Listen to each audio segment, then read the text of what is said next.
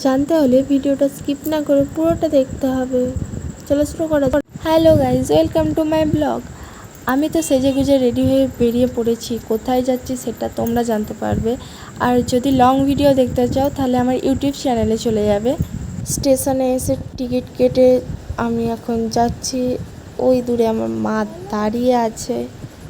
চলো, এই যে গঙ্গাটা পেরিয়ে যাচ্ছে। আমি বসে আছি বলে গঙ্গাটা দেখাতে পারছি না, তোমাদের নিশ্চয়ই দেখাবো।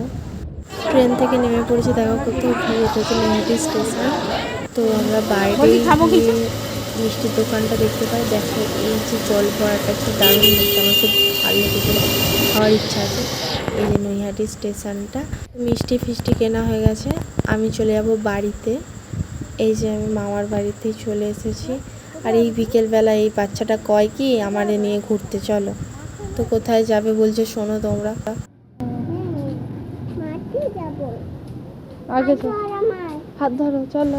আমার মামার বাড়ির কাছে একটা ছোট্ট চিলড্রেন পার্ক গঙ্গার ধার আছে, তো আমি এখানে এসেছি। এখানে সবাই বিকেলবেলা খেলছে আর আমাকে টেনে টেনে নিয়ে যাচ্ছে, তাড়াতাড়ি চলো তাড়াতাড়ি চলো। এই সাইডে পার্কটার এখানে ক্রিকেট খেলছিল আর ফুটবল খেলছিল। দেখো তোমরা ওকে। হায় রে ভাই, কি আর বলবো, ছোটোবেলায় আমি কি ভয় পেতাম।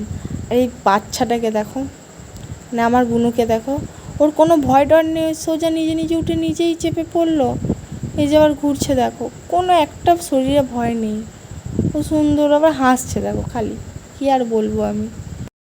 তো যাই হোক, এই দেখো নামছে, মুখে হাসি দেখেছো খালি। এই যে ও আবার ঘোড়া চাপলো একটু। সাইডেই গঙ্গা ছিল, কিন্তু বোন ছোটো তো তাই নিয়ে যায়নি, ছোটাছুটি করবো বলে। ও একটু খেলছিল আর আমি সেই পাখে একটু নিজের দোল্লা চড়ে নিলাম। তো আজকের ব্লগটা এই পর্যন্তই। ভালো লাগলো অবশ্যই লাইক কমেন্ট সাবস্ক্রাইব করে দেবে। টাটা।